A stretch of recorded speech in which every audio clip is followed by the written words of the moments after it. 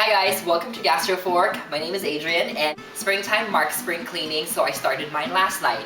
While I was digging through a bunch of my old stuff, I found a few things that reminded me of some of my old friends and how I miss them because I haven't seen them in a long time. So I decided to relive the good old days and celebrating by opening a bottle of wine because what else would you do? But I also wanted to cook.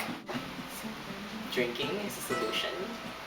A few months back, White Spot reached out to Casserole because they were celebrating their 85th anniversary. They produced this cookbook full of their recipes, and naturally, I was curious and I wanted to take a look at it. Fast forward to last night while I was reminiscing, I suddenly thought of this cookbook, and I thought it would be cool to cook something from a restaurant where my friends and I share a lot of fond memories. So today we're going to cook curried broccoli and chicken casserole.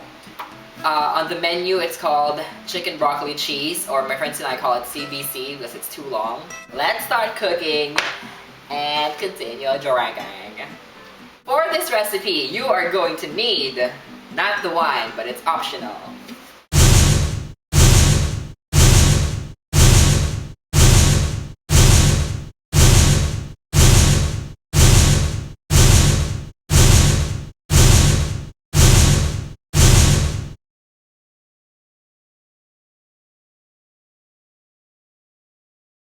Hi.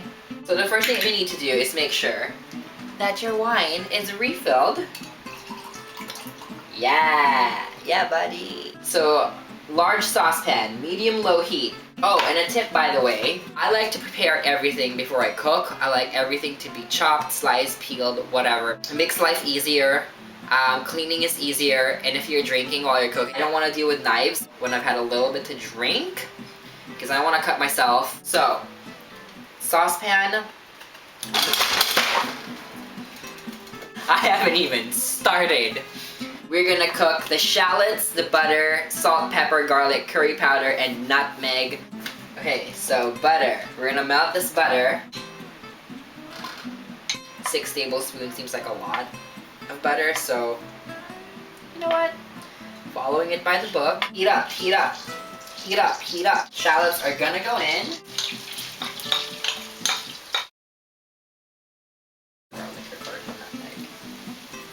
Next step is to add the mushrooms and then turn it to medium heat. So I'm gonna add all the mushrooms and then you have to cook them until they're soft. So that's like, what, 4 or 5 minutes?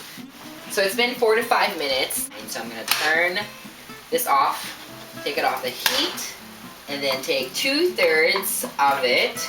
I don't know what 2/3 is. I think that's 2/3. Now you're going to puree 2/3 of the mixture. And then leave the rest behind. I have a small food processor. Remember, size doesn't matter. The only time size matters is when we're talking about the bank account. Am I right? Am I right? Am I right? Am I right? Let's take this. So we're gonna do that. Do that, do that, do that, do that, do that, do that. We're gonna blend this.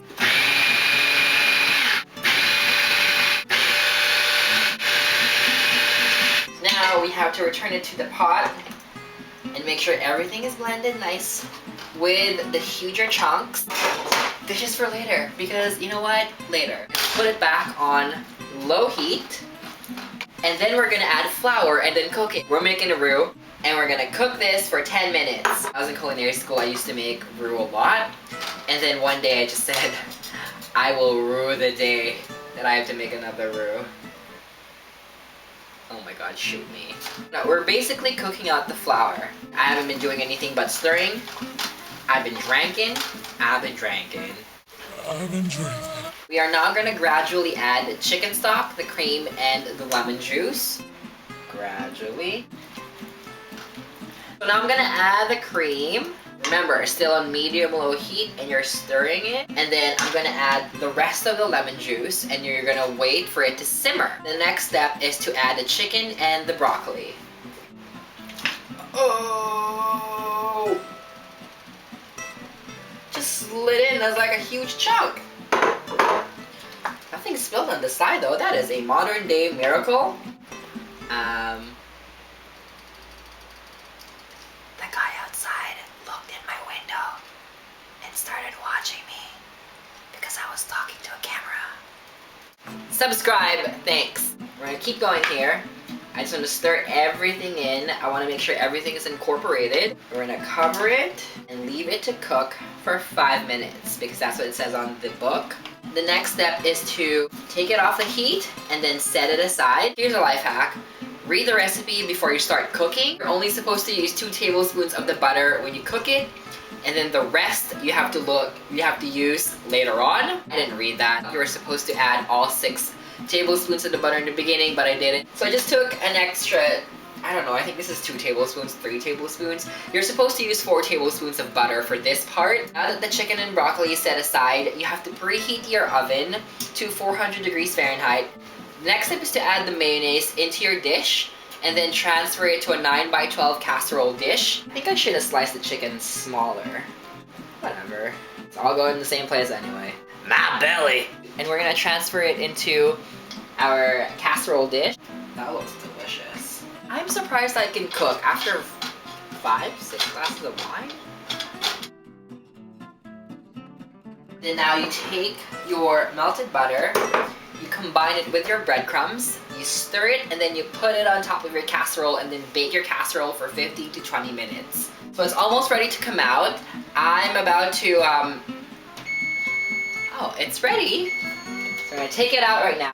Look at it, it looks so good, look.